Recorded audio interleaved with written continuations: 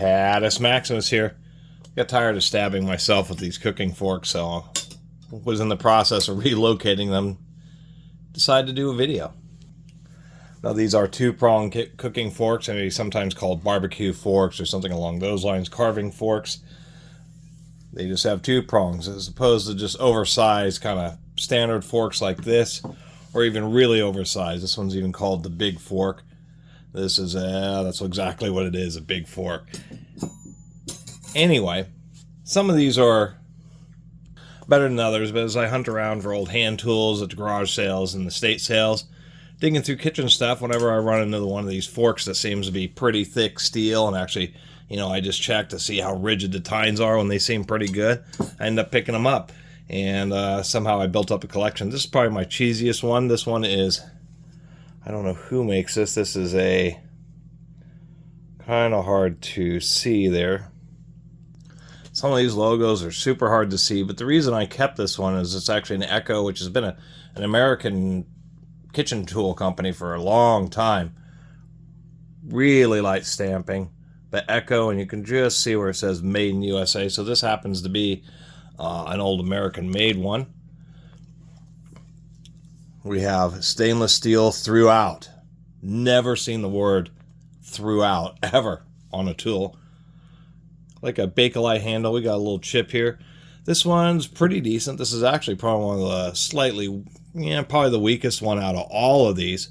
But still is just a smaller version of one of these. A little bit lighter weight, but certainly more than strong enough to essentially get the job done. And once again, being an American-made Echo, it is kind of nice to find. We can see where they punch a hole in this plate and then they just swage it over. That's how they attach it as a two-piece. Anyway, always kind of like these old American-made tools. We have more standard ones just like this. This happens to be a flint, also made American-made. And it just happens to be thicker steel. Pretty rigid, pretty sharp forks. That's kind of what you generally be looking for. This is just another version of the same thing. This is I don't even know who this is. This is a Maid of Honor. Never heard of that brand before. Maid of Honor kitchen tools. But once again, pretty thick piece of steel. And this is generally what you're going to run into, is ones like this are going to be quote-unquote the better quality ones. Here's another one. This is, I don't know who made this one. This is, oh, I remember kept this because it's some Japanese made one. I don't know if that's a Masterpiece. So this is a Japanese made Masterpiece brand. And once again, this is actually probably a little bit thinner than those couple of other ones that I've shown there, but still pretty decent. And it's just interesting, all these different kitchen tool brands here. A little less zoom. Most of these, of course, do have curves in them just to make them a little bit easier to get at certain areas where you're either scooping up or just getting a nice offset, but some of them are straight, such as this one.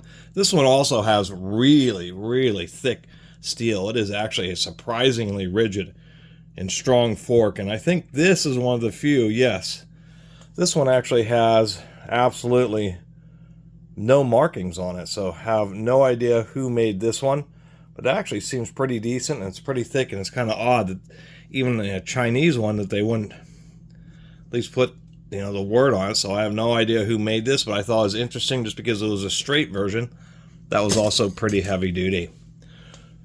Then we have one like this, which I also thought was interesting. This is a kind of has like an old rustic font there, stainless steel. And this is another Japanese one. This is a, God, I have a hard time reading some of this stuff sometimes. Interper, Japan. And, man, I'm always surprised on how tiny and light the stamping of the logos. I mean, if you're going to stamp something, at least make it a little bit more legible. Just like this previous straight one, this Interpol is really pretty heavy duty. It appears to have some kind of laminated wood handle, which I like. Also, this one's kind of interesting where it's kind of designed to be held sideways, like with your left hand, and then being able to do carving like this. not as deep of a dish as, say, some of these, which are really deeply offset. And once again, this one is just really thick, really heavy duty. You're going to be able to stab and lift whatever, whole bison if you need to. Ones with white handles. This is a First Street. It's kind of like Dexter Russell and a few of the other brands. When you see tools that have these white handles, those tend to be just NSF or commercial kitchen grade tools. The white polypropylene handles are mainly because they resist the type of heavy duty cleaning chemicals that are used in commercial self-feeding dishwashers. I've always kind of liked commercial equipment. This First Street, I don't know if it says German steel. It actually tells you the specific grade, high carbon molybdenum steel. And so it should be a good high quality steel. These other brands take some time to actually figure it out, what grade of steel. And I don't even know if you could, besides them just saying stainless steel. But the commercial ones also because they have this NSF logo. Surprisingly enough, for being a commercial one, it's nice. It has actually some really sharp points. This has some of the sharpest points out of any of these. But it's just not quite as thick or as heavy duty, say, as like this Interpur. This Interpur is much sturdier. So always a little bit surprising, but this is still just a nice high quality one. This one here is another... Oh, I remember this one because this is a Kershaw. And Kershaw is a company that's really known for pocket knives, pretty high quality pocket knives. This happens to be a Japanese made. This is a 9225.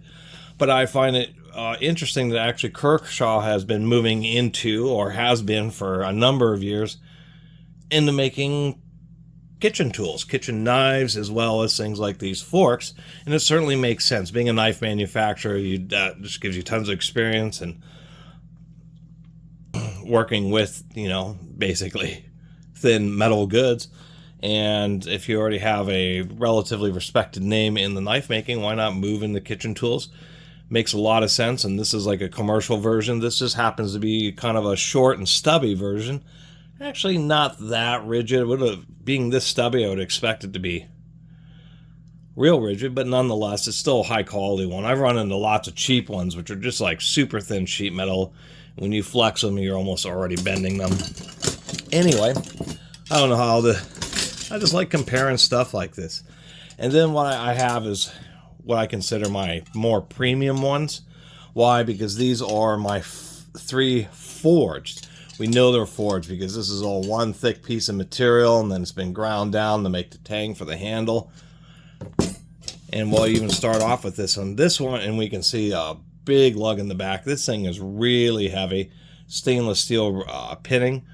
And this is another one of those where I'm just realizing now, I think I never really noticed. But it's odd that you would have something with this much steel, forged, that's how you hit, and ground, and you won't have a logo or a name on it. I mean, why go through, even if it's Chinese, going through all the effort of forging and grinding a kitchen utensil like this to not put your name on it just doesn't make any sense. Nonetheless, we can see a little warble there where they were trying to grind this little area here. But nonetheless, this one, even compared to some of these others, like this Interpol, which is pretty darn rigid. I mean, it doesn't compare to this forged one. This forged one is serious. You could almost stab, use it as a fire poker or something like that. But it is a seriously rigid, extra heavy duty.